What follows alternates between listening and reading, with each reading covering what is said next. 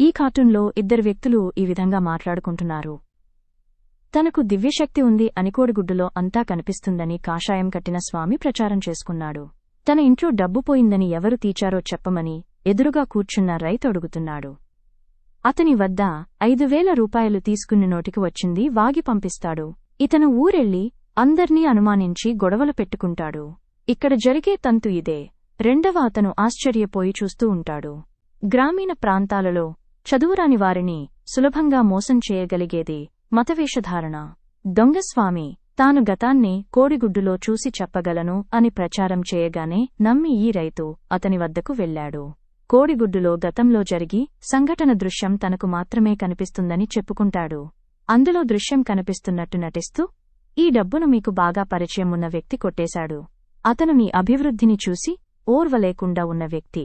అతని వయసు నీ అంతే ఉంటుంది. ఈ విధంగా పిచ్చివాగుడు వాగి అందరిమీద అతనికి అనుమానం కలిగేలాగా చెప్తాడు. పేరు మాత్రం చెప్పడు. ఇతను ఊరు వెళ్లి అందర్నీ అనుమానించడం మొదలుపెట్టి అందరితోనూ గొడవలు పెట్టుకుంటాడు.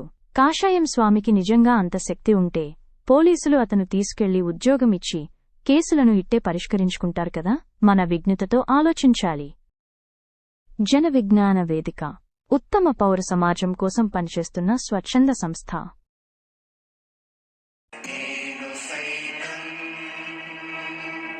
మిత్రులారా, దయచేసి సబ్స్క్రైబ్, లైక్, షేర్ చేయండి.